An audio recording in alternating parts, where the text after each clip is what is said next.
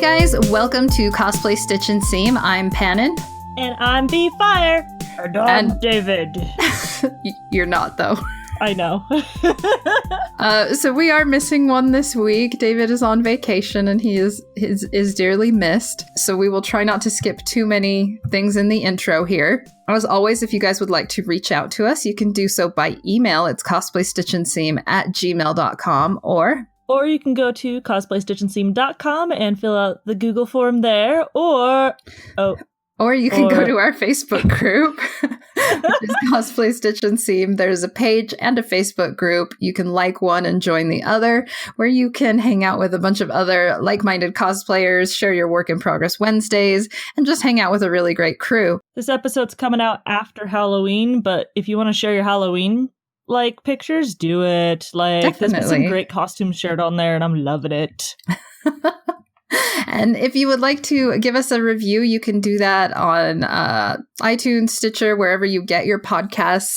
We love getting reviews. David actually reads them to us live on the episode, so we don't get the reactions we have to them are legit. We are very excited to hear them. Yeah, we usually don't sneak peek at them. No. Which also means if there's a new one before this episode, David knows about it and we don't. He'll just have a David voiceover. Here's our review. There we go. There you go, David. There's an idea. There you go.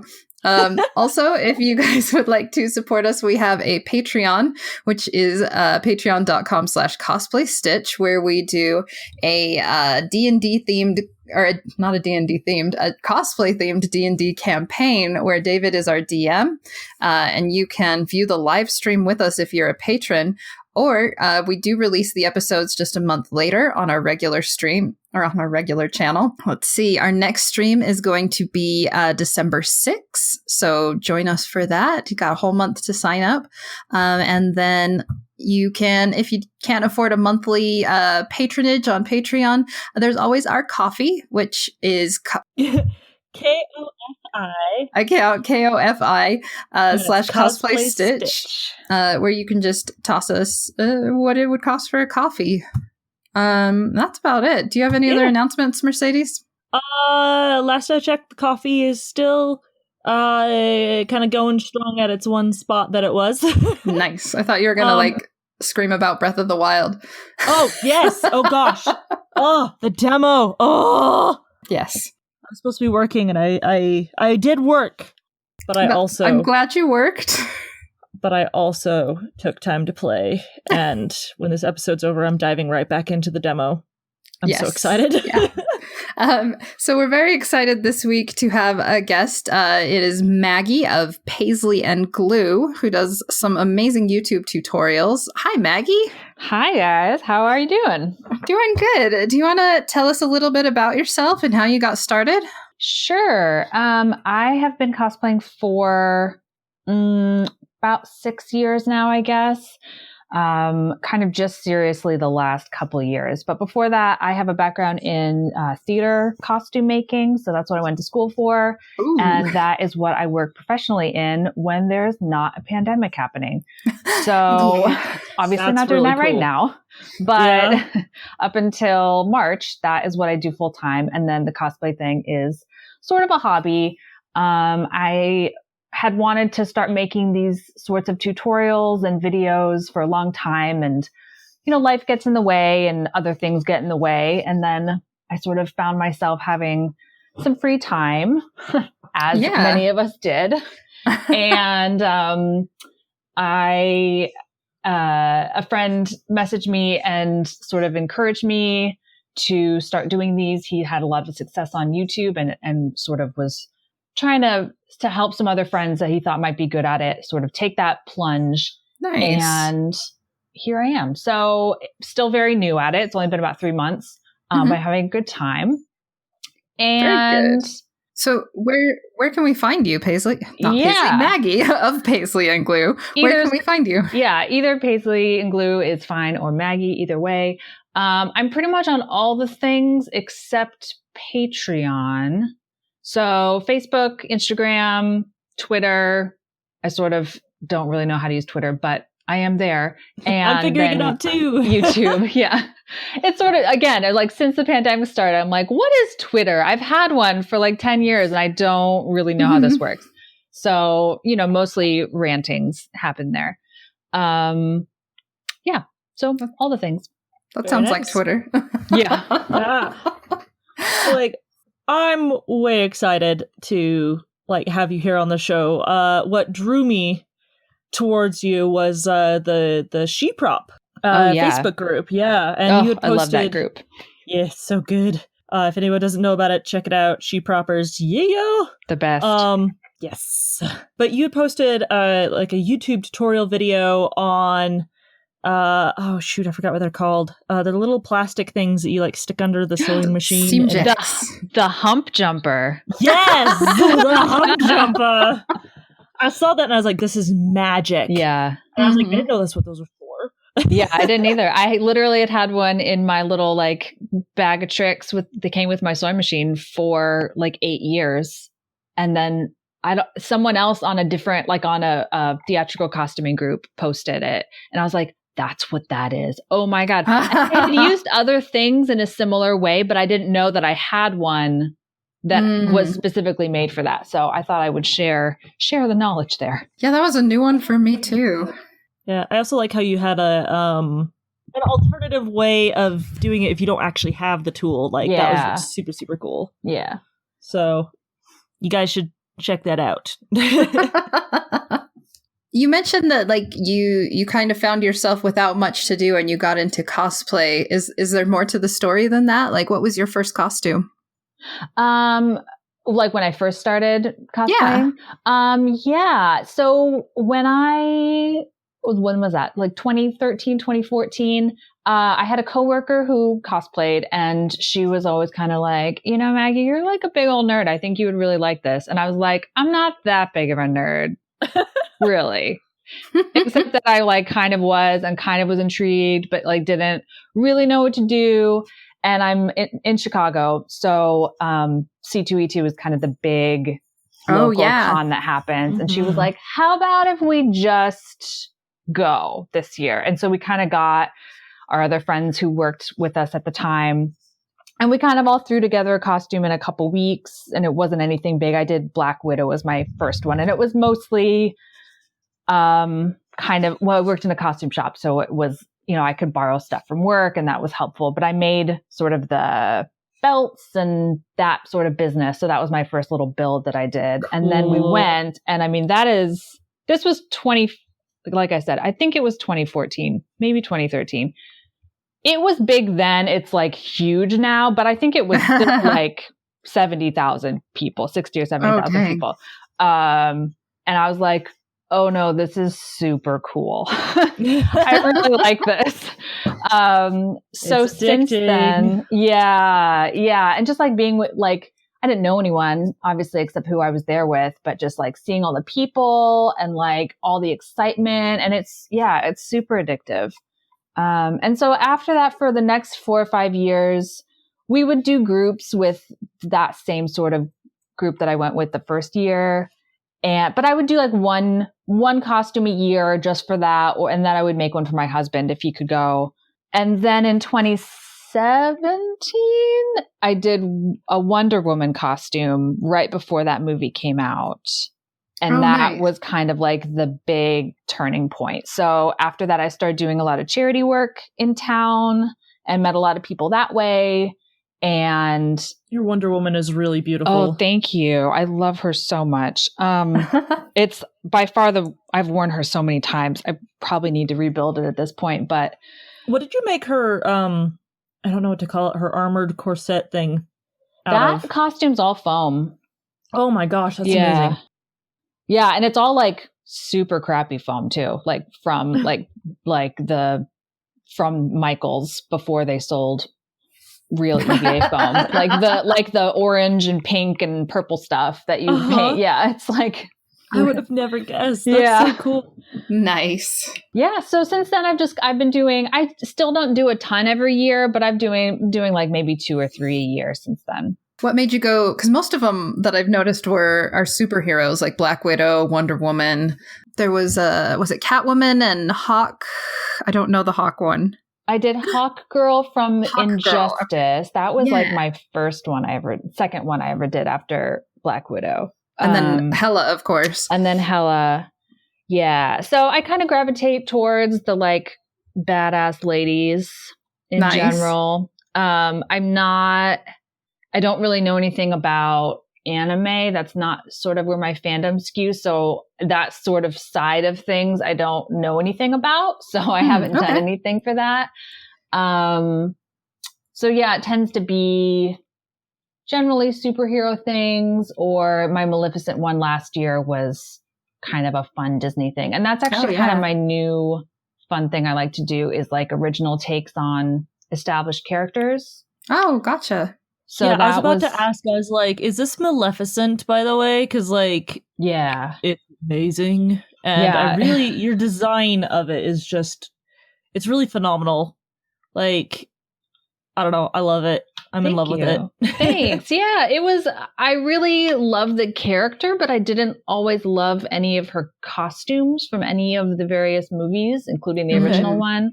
So that was kind of I want to do this character, but I don't want to make any of these costumes. So I'm just going to design my own. Did you do on the sleeves? I'm sorry, I'm looking at it right now again, and I just realized that your sleeves is, what is that method called? Smocked. Yeah. Yes. Smocking. Rena started doing that like last year or year before. I don't know, but I was like, smocking. Yeah. Yeah. That's so pretty. It's fun, and it takes a long time. I did it on a plane while I went home to visit my family. I had it on the plane with me, just that shoulder piece. So smocking is just done by hand? Yeah. So it's done from the back. That particular kind is called, I think that's the American smocking. There's like the American Canadian smocking is that from behind, and then British smocking is like when you think about like little baby clothes that are like heirloom little baby clothes that have sort of the scrunchy parts on the top that are all kind of like embroidered. Oh. That's also smocking. It's just like a different technique. You do that from the front. So the other one is from the back, and you draw a grid of however big you want it to be, usually like an inch grid. And then the design is done by pinching together different parts of that grid. And when it pinches together from the back, it pushes out a design on the front.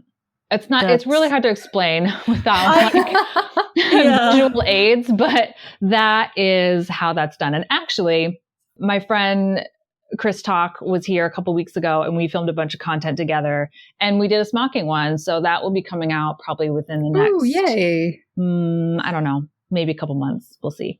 So we can have a visual soon. You can, yeah. Yay. So out of all of these, what would you say your favorite build was? Probably Doctor Strange, which is less prevalent on my social media because I made it for my husband. And we don't have a ton of professional pictures, or really any. I have a lot of like work in progress pictures, but that one has like a little bit of everything, and it was really fun to make. Like, nice. All the embroidery techniques, all the patterning, fabric manipulation, lights. So all the like little stitch work on front, like the little cross stitching and stuff, that's all done by hand? Yeah, because I'm a crazy person. Oh man. Yeah. You should put way more pictures of that online. I know. That's awesome. So would you say like textiles and fabric is your specialty, or what do you prefer to work on? Yeah, I think fabric's definitely my specialty because that's what my training is in as a theatrical costume maker. So that's pattern making. I usually make all my own patterns. I'm a draper by trade, which means that I drape the fabric, like cheap muslin fabric on a dress form, and then use that to make my patterns. so that's kind of where my strengths are, but I really enjoy the craft work as well. Though I will say that technologically, as my struggles to get on this podcast can attest to, technologically, things like 3D modeling and those sorts of 3D printing and electronic work and stuff is not my strong suit. I would like to know more about it, but it takes a fair amount of sort of money to get started to get those sort of equipment in hand. Makes sense, like getting the Cricut machines are awesome, but they're a couple $100 to get those, and then you need all the programs and things. So I would like to, but in the meantime, I just do everything very tediously by hand. Yeah. So to get into your tutorials with like your background in costume making and all like draping and all that fun stuff, like what made you go, I want to do tutorials so people can learn about this for free? Yeah, I have always been interested in doing that. It's kind of just been finding the time. And again, like having that sort of technology barrier of not having equipment or things and sort of not knowing where to start. I have always liked the education part of theater. We don't always have the luxury of teaching, even when we have interns in the shop. Yeah. You feel bad because you want, they're there to learn basically as interns, and you don't always have the time that you would like to teach them as much as you would like because we're not in an educational theater setting. So I had done some sort of small tutorials on Instagram that were always really well received of just little, like the carousel pictures of step-by-step techniques. And those were always fun, but I was like, I could do more with video. So that's kind of where the YouTube thing started. And there's so many amazing creators on there already doing that. So on one hand, I was like, do we really need another person doing that on YouTube? Like, aren't there enough? But my friend, the same person, Chris Talk, who encouraged me to start, was kind of like, there can never be too many. Like, everyone has something that they can offer the community at large, and everyone has different ways of doing things. And that's actually what I love about creating, is that there's not one way to do something. There's a lot of different ways to do something, and they're all going to end up at kind of the same eventuality. And none of them are wrong. And that's really an interesting part of like what we do as creators, that we all can end up at the same place, all doing things totally different, and we all kind of get the same results. And sharing different methods of doing things. One thing might work better for one person, so why not share everyone's method? So exactly, yeah. I'm so glad you said that, because I feel like people get in this mindset of there's only one right way. And so hearing that from even someone who works in the costume industry, saying, there's tons of right ways, there's not just one. I really love that. Yeah. No, go ahead. Oh, sorry. As someone who, like, I love working with leather, and like, I know that if I were to make Wonder Woman, I'd make it leather armor, like hands down. Also, like, seeing those who make it out of foam and make it look just super legit, like, it's still a freaking amazing costume. Like, it doesn't have to be restricted to one material or another. That's what makes cosplay beautiful. Like I've said before, cosplay is the creation of the impossible with the cheaply available, or, whatever you have on hand. Right. Well, and part of that, I think, is that there's so many amazing products now being marketed to cosplayers, which on one hand I love, but on the other hand, I feel like the community has slightly gotten away from that ingenuity of using those household items that you already have, or you pull, you pick, or you get from the thrift store things. We're moving away from that. And I don't want that. to say it's gatekeeping, but it becomes then financially difficult for people who don't have the means to buy silicone for casting and crickets for all of these, cutting machines.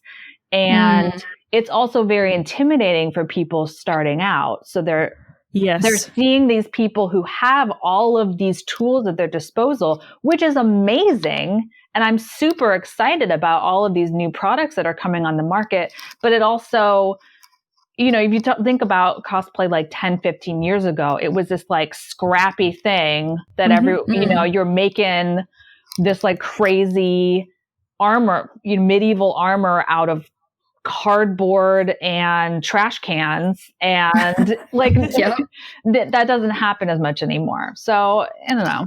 I think we kind of got off topic, but no. This is a great topic. I'm A-okay with this. Like, whenever I'm at a contest and I'm a judge for it, my judge's choice, I always try to choose someone that's done something kind of ingenious with their work. Yeah, and a lot of times it comes from those beginners who do use just whatever's on hand. And I think a big part of our podcast is encouraging everybody to be like, you don't have to use what you think is being advertised to you of this is cosplay. Right. See how ingenious you can be. It's incredible what some people come up with. Totally. Like one girl, she made her entire dress. She did CL Phantom Hive from Black Butler. It's an anime. It's I've heard big of it. pink dress. Yeah. It's a big pink dress out of duct tape. Yeah. Corset and everything. It was insane. And it's like, have fun with it. Like that's the point of like cosplay, is like being creative and having fun, and just, it's fun just to be like, okay, what do I have at my house and what can I make using what I've got? See what you can, how much less you can spend. For sure. For sure. You end up learning new techniques that way. Absolutely. And I think that like Wonder Woman's a really good example of that. So you mentioned like you would make it out of leather, which I love. I would love to remake my breastplate out of leather, actually. A lot of people have done it out of foam. Totally great. It's beautiful. I've seen people do it out of vinyl. I've seen people do it out of cardboard. You could like obviously do a life cast and do it in silicone. You could do like, what's the one from the actual movie? It's like some sort of more rigid sculpted thing, right? It depends on which one you're talking about and what scene she's in. Right. Well, yes, and what more she has than to one do. Costume. Yeah. Yep. But like there's just and they all from a distance look the same. Yeah. It's just like what technique you want to use to get to the same result as someone else. And you'll find what you like as you do that. Cause like I found out I fell in love with leather crafting because I just tried it and was like, oh, this is great. Where before I had tried foam and I realized I didn't like it. But like, I'm not going to knock somebody for using foam on their costume. It's still really cool and you can do amazing things with it. Yeah. You can have personal preferences without forcing everybody else. Totally. And I think that's in theater, especially people who have like been in the business for a long time, you're always going to have your preferences to how you want something done, especially like if, you're the draper and you have your team of stitchers and you're like, this is how I want this done. And that's totally valid. But what I don't like is someone turning around and saying, so now everyone else has to do it this same way because that's the right way.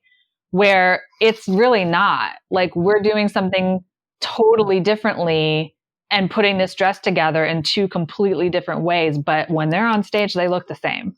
Yeah. No, I like that idea. That is amazing. So back onto your YouTube channel, because we're talking about what sets it apart and how it's not that it's like a saturated market, but there's definitely a lot of creators on YouTube. Yeah. What do you feel makes yours unique? Like bringing in your perspective, or what would you say? Well, because I'm so new at it, I still think that I'm finding my way a little bit. So I'm figuring out still what I like and what I don't like to make film-wise. So I did sort of a long form project earlier in the summer where I made a garment from beginning to end. And I used a pattern that I bought, so a commercial pattern for that, which I don't always do, but I was like, this is good because I can go through how you use a pattern, how you mark it all out and read the directions and everything, because that's a big barrier to people who are starting out in sewing. Right. It was good. I didn't love making the videos because it took a really long time. It was too involved. And even though I think it was helpful to people, I didn't care for it. Oh, really? So I probably won't do a project like that in the future. And so for people who are trying to start maybe thinking about doing this, it's important that you know what you want to do and what you don't want to do. Because if you don't like doing it, it's not going to go anywhere and you're not going to have a good time. And that's the whole point of doing it, right? Is you're Right. giving to the community, but you also need to enjoy it. Otherwise it's going to be a chore and you're just going to burn out on it. Oh, totally. So Same thing with cosplay. Yeah. So I'm enjoying the shorter form videos because I can make them relatively quickly.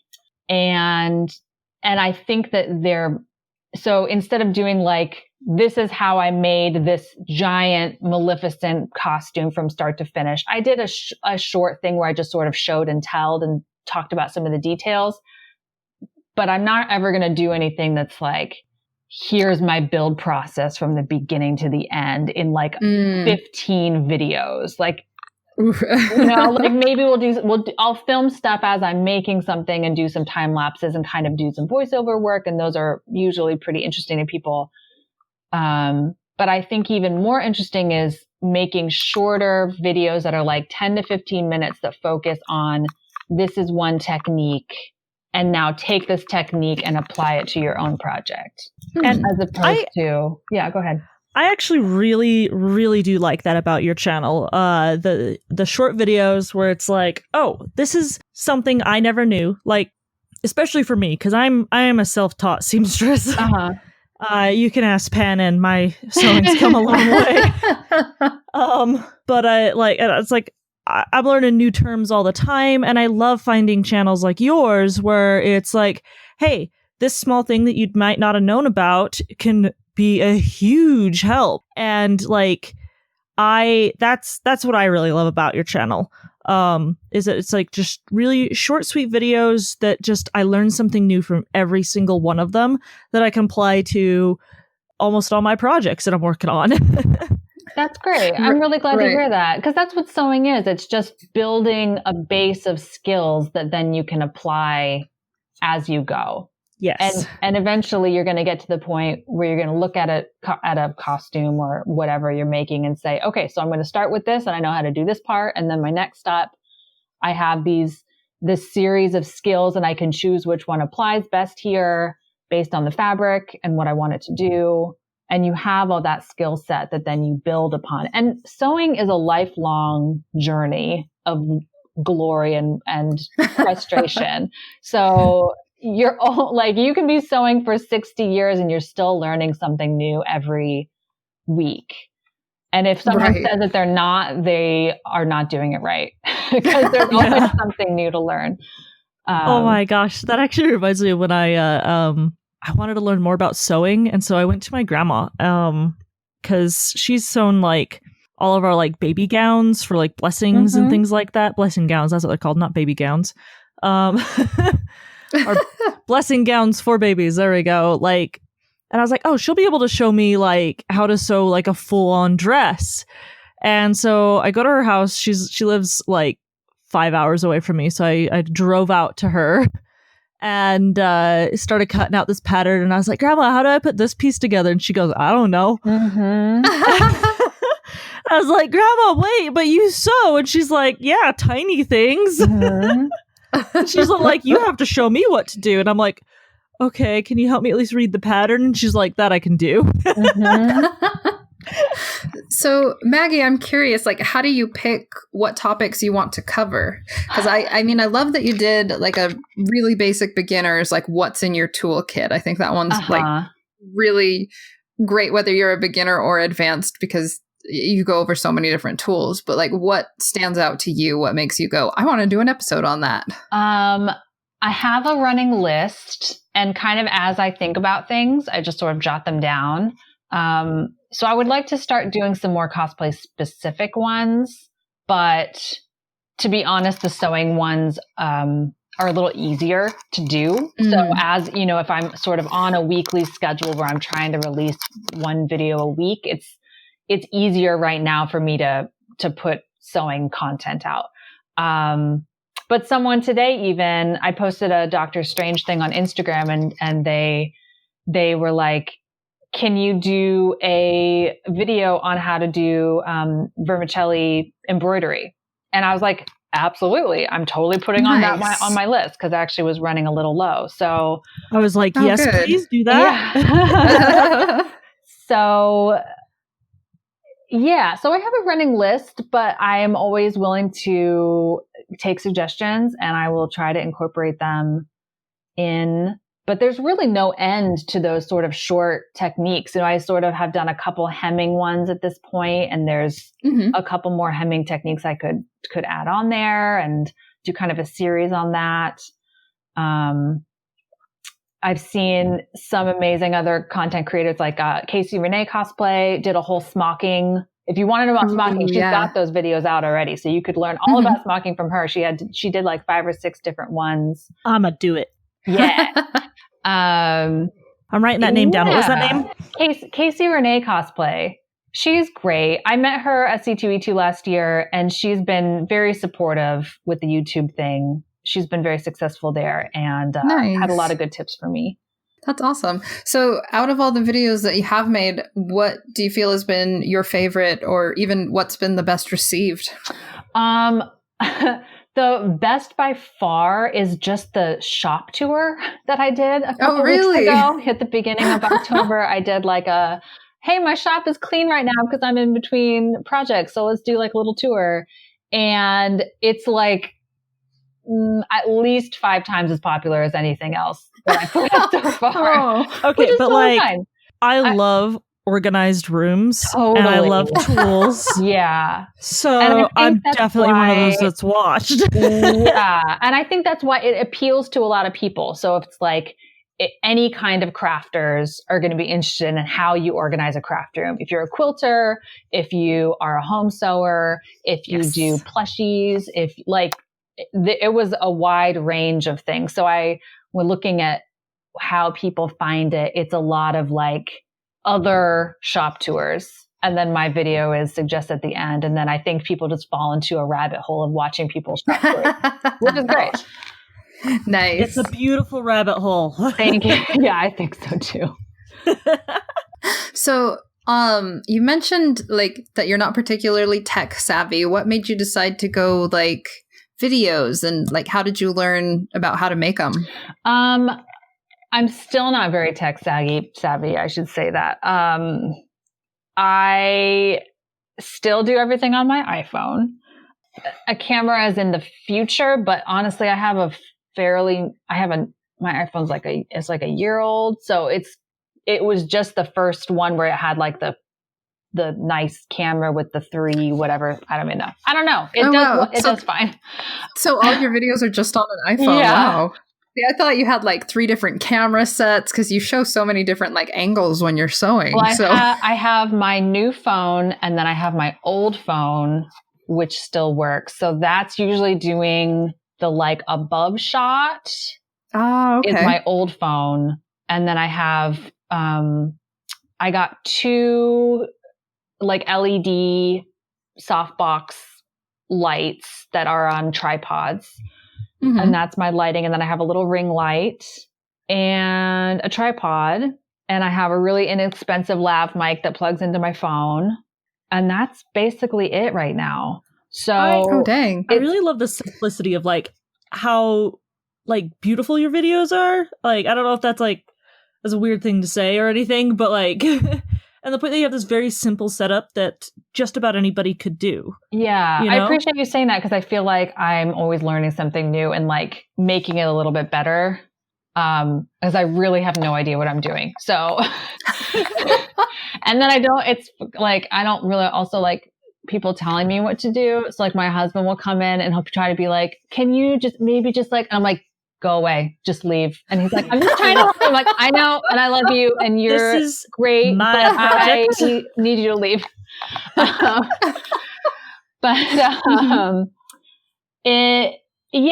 think that that's something that if you're trying to get started, it's really daunting. And because you're like, I need to buy this $800 camera, and I need to buy all this lighting equipment, and I need to buy soft boxes, and I need to buy microphones. And you really don't. It is important to have good lighting and good sound, but it doesn't take as much money as people think to get there. And doing a little research as to reading reviews and seeing what people say has good sound, and good lighting will help a little bit. But honestly, my lav mic was like $30. That is awesome. No, that's actually like super encouraging, because that's been I tried to do streaming, and I got kind of like frustrated with trying to do a setup and seeing all these amazing ones. But like, your videos are very cleanly done, very professional looking, and that you do it with such a minimal setup is really impressive. Thank you. That is really helpful to hear feedback like that, because I'm not that confident in them yet. And I think I get a little bit better with each one. I'm also just using iMovie right now for editing. iMovie's amazing. It is. And once you kind of learn, there's a lot of little things that you can do that aren't immediately apparent when you start. As far as like transitions and adding music in and all those sort of little things and cutaways and that sort of thing. So I think I get a little bit better with each one I do, but it comes with my computer. It was free. Like, I don't have to pay anything more for it, which is always great. Nice. That like don't have Macs like I do. Like I use iMovie at the school that I teach at. But at home I have all PCs because I think Macs are dumb. I don't mean to knock on them, but it's just because I grew up with PCs, and then I get on a Mac and I'm like, why are the keys wrong? And I feel exactly the same way in the opposite direction. Totally. So it's like, I don't understand what's happening. What is going on? Right. What are these controls? But a program that I found that was similar to iMovie, it does cost money, but you can get it on sale usually, is Movavi. So it's like movie, Movavi, but with an extra AV in there, Movavi. Okay. And I've been really enjoying that one for my edits. I'm actually going to have my other job adopt it, because I'm like, this is so much better than a couple of the free things out there, and it's actually really affordable. Oh, so nice. I also literally just downloaded this new app. It's called Filmic. So FILMIC. And it came as like a bundle with the Filmic Pro and the Filmic Remote. Ooh. It was like $20 for the app, which I hate paying for apps, but what it allowed me to do was, because the problem when you're filming on your phone is you can't see what you're filming, right? So because you want to use the back camera because it's better. You don't want to use the front camera, but then you can't always tell if you're in frame, or like, especially if you're doing something with your hands close up. Like a lot of times I would be off frame and then be annoyed later that I didn't film it correctly. But this allows me to use my tablet as a screen that I can see what I'm filming. Ooh. So even if my camera's on a tripod 8 feet away from me pointing at my face, my tablet is in front of me and I'm seeing what my phone is seeing. I love that. Nice. And I control the record from my tablet as well. So I can push record from there. So that actually, I just did this for the last one that I filmed, and I still need to learn a little bit about how it works, but you can also like zoom in and like do all of these different controls from your tablet without having to touch your phone. I don't know. Ooh. I think it's a game changer. It's like very exciting. That is very cool. That was going to be my next down too. That was going to be my next question, is like, how difficult have these programs been to learn? Do they have a pretty steep curve, or are they pretty user friendly? I think iMovie was really easy. It's very intuitive. It's a lot of like drag and drop and click. And you just, you learn a couple keystrokes for cutting and pasting, and then it's kind of all just point and click. The filmic thing I need to play with a little bit more. It wasn't too bad. I think it does a lot more than I am realizing it. So I'm excited to kind of play with that a little bit more and figure out what else I can do. Keep learning more from it. Yeah. Nice. About how long does it take to make an entire episode, would you say? It kind of depends on how long of because some of them involve a lot of time-lapse videos. So it really depends. If I'm just doing kind of a show and tell, it'll take maybe an hour to film, but then that took me a lot longer to edit. The one I did about, I did like a baby roll hem one yesterday, and it took me about an hour and a half to film. So it really didn't take very long because I was just doing a small sample. And then I edited that this afternoon in about 4 hours. So it seems like whatever, it takes me about 3 to 4 times as long as the video is to edit, it seems like. That's kind of the ratio that I've found. I also probably could be better about doing retakes. Usually I'm like, it's good enough. I'll cut it down later. Like, it's fine.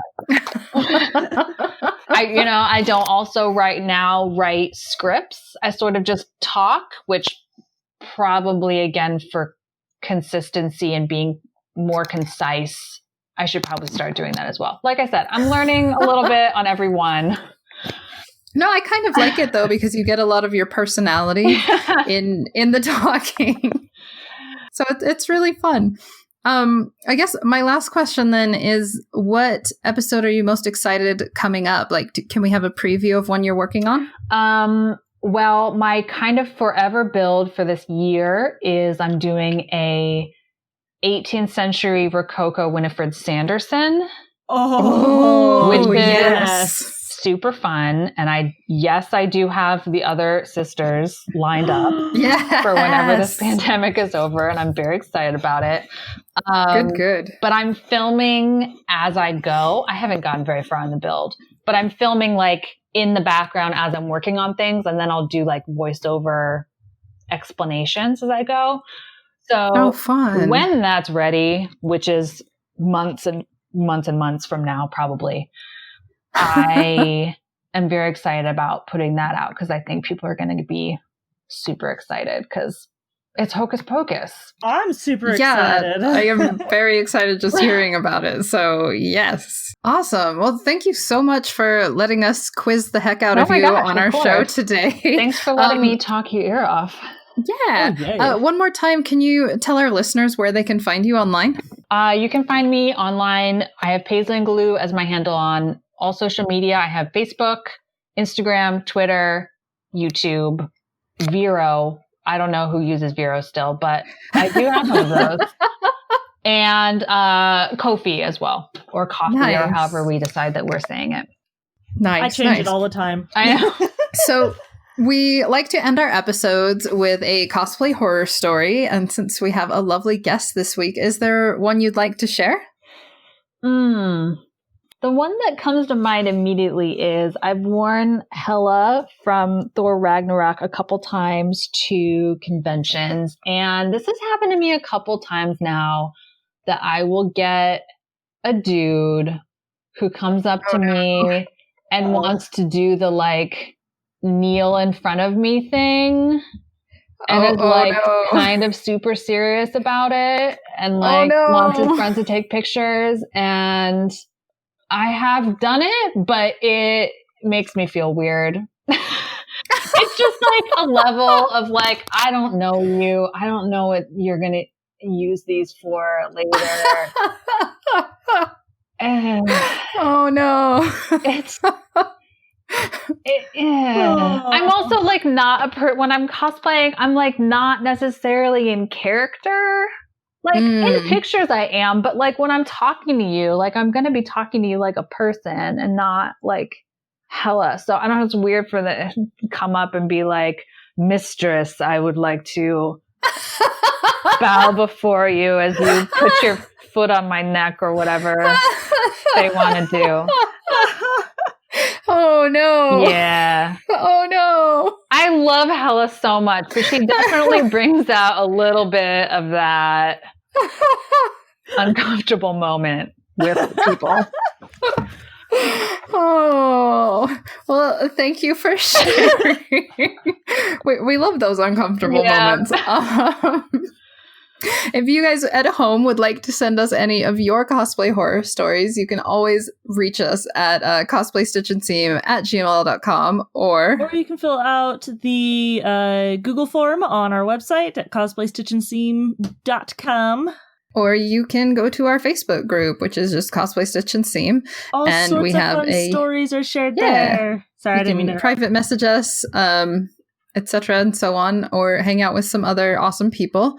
And while you're online, consider dropping us a review on Stitcher, iTunes, wherever you get your podcasts. We would definitely appreciate it. We love the feedback. Yeah.